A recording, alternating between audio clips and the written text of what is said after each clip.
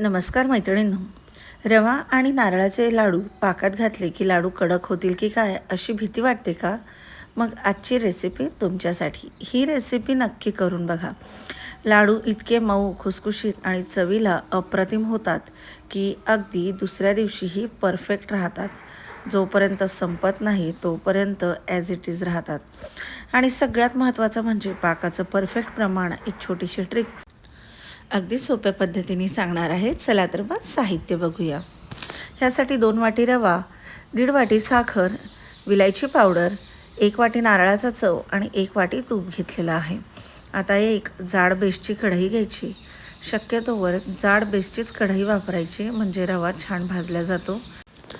आता जेव्हा शिरा असू किंवा रव्याचे लाडू असू, तुपाचं मेजरमेंट करताना तूप हे नेहमी पातळ करून घ्यायचं. घट्ट तूप आणि पातळ तूप ह्या दोन्हीच्या क्वांटिटीमध्ये बऱ्यापैकी तफावत असते. त्यामुळे तूप घेताना पातळ करून घ्यायचं. तूप छान गरम होऊ द्यायचं. नंतर त्यामध्ये रवा घालायचा म्हणजे रवा फुलायला मदत होते.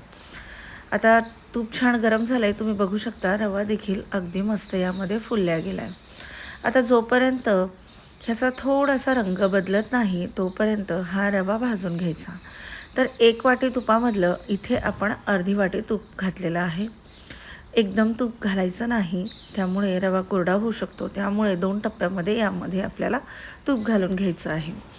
आता हा रवा साधारणपणे एक 5 मिनिटभर इथे मी भाजून घेतलेला आहे. तर तुम्ही बघू शकता. रवा भाजताना खूप पेशन्स ठेवायचे. अजिबात घाई करायची नाही. घाईघाईत रवा भाजायला जाल एकतर तो कच्चा राहील, रवा फुलणार नाही आणि लाडू कचकच लागतील. त्यामुळे रवा व्यवस्थित भाजल्या जाणं तितकंच आवश्यक आहे. आता इथे साधारणपणे 7 ते 8 मिनिट झालेले आहे. तुमचे लाडू जर बिघडत असतील किंवा तुम्ही पहिल्यांदा ट्राय करत असाल तर घड्याळ लावून करा, म्हणजे तुम्हाला जजमेंट येऊन जाईल. आता उरलेलं सगळं तूप यामध्ये आपण घालून घेतलेलं आहे आणि हा रवा अजून आपल्याला 4 ते 5 मिनिटभर छान असा भाजून घ्यायचा आहे. तर तुम्ही बघू शकता हलका हलका रंग बदलायला सुरुवात झालेली आहे आणि बऱ्यापैकी ह्या रव्याचा खमंग असा घमघमाट सगळ्या घरभर सुटलेला आहे. आता अजून एक महत्त्वाची गोष्ट म्हणजे लाडूसाठी रवा कुठला घ्यायचा. एकतर बारीक घ्यायचा किंवा मध्यम घ्यायचा. जाड रवा अजिबात वापरायचा नाही. जाड रवा जर घेतला तर तुमचे लाडू खाताना कचकच लागतील आणि व्यवस्थित होणार नाही. त्यामुळे बारीक रवा घ्यायचा. मग घरात जर जाड रवा असेल तर काय करायचं, अजिबात काळजी करायची नाही. त्याला मिक्सरमध्ये पल्स मोडवर फिरवून घ्यायचं. रवा छान बारीक होतो. आता हा रवा साधारणपणे इथे मी 10 मिनिटभर भाजून घेतलेला आहे. मी घड्याळ लावून तुम्हाला यासाठी सांगते आहे की तुम्हाला सोपं जावं. आणि क्वांटिटी म्हणाल तर तुम्ही समजा ह्याच क्वांटिटीमध्ये सगळं साहित्य घेतलं तर तुम्ही ह्याच टायमिंगनुसार देखील सगळी प्रोसेस करू शकता. आता रव्याचा रंग अजून बदललेला आहे आणि रवा मस्त असा फुललेला आहे. आता दुसरी महत्त्वाची गोष्ट म्हणजे जो नारळाचा चव आहे तो मी मिक्सरला फिरवून घेतलेला आहे. यासाठी याची जी काळी बाजू असते ती आपल्याला चाकूच्या सहाय्याने काढून घ्यायची. बारीक बारीक याचे तुकडे करायचे, मिक्सरला बारीक करून घ्यायचं.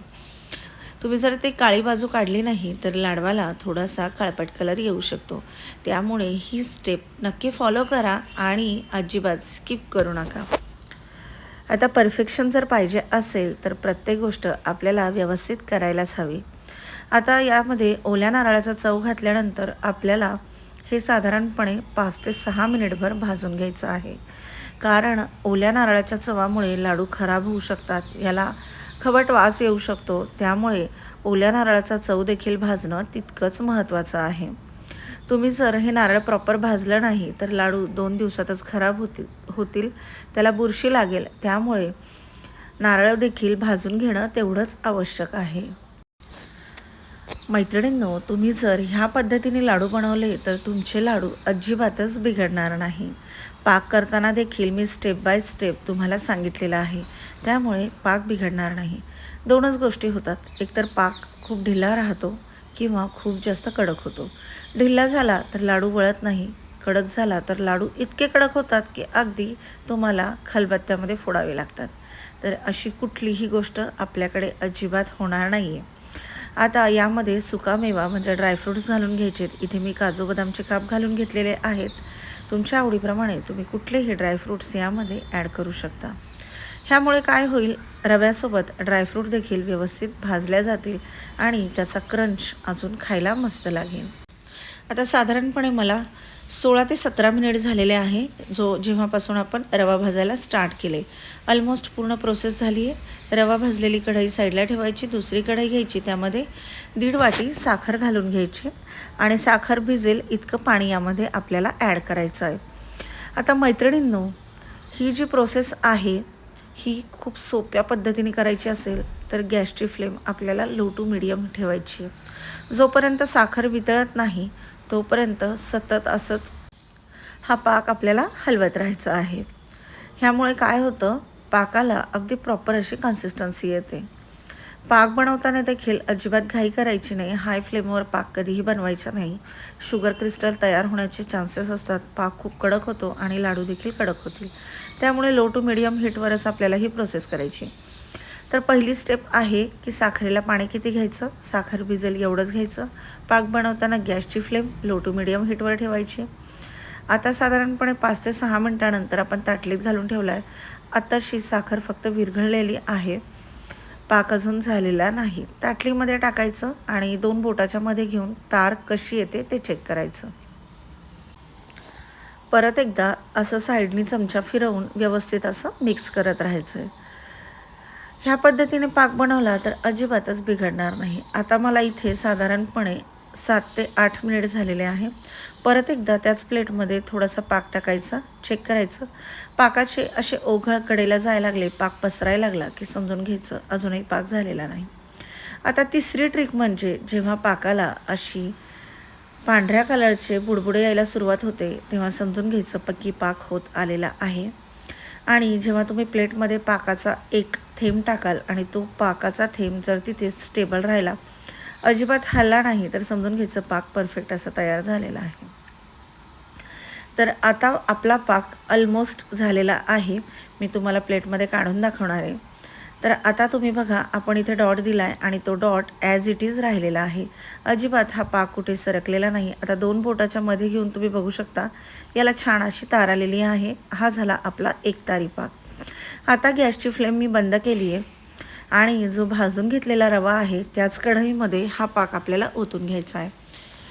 तर ही स्टेप आपल्याला लगेचच करायची आहे. लगेचच लाडू बांधता येत नाही. साधारणपणे या प्रोसेसनंतर लाडू बांधायला यायला 1 तास लागतो.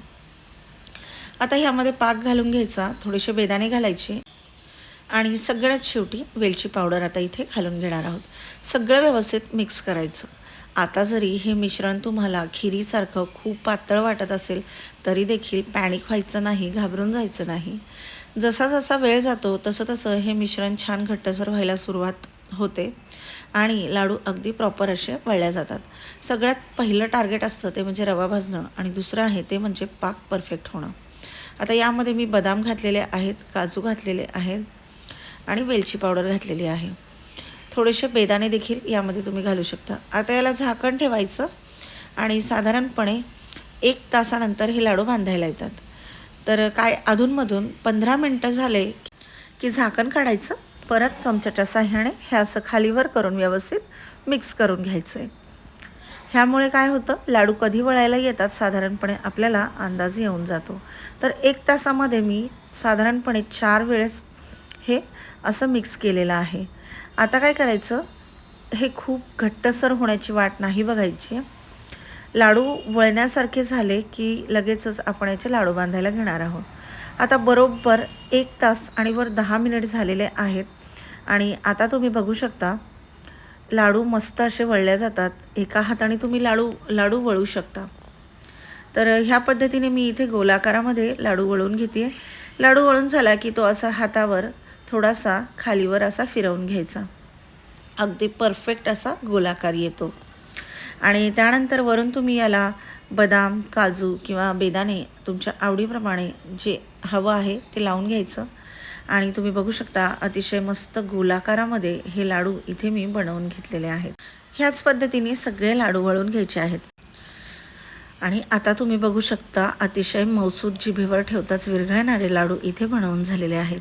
ह्याच पद्धतीने मी सगळे लाडू बनवून घेतलेले आहेत। मैत्रिणींनो, नारळी पौर्णिमा स्पेशल हे रवा नारळ लाडू नक्की बनवा। कसे वाटले कमेंट करून सांगा। भेटूया पुढच्या व्हिडिओमध्ये। धन्यवाद।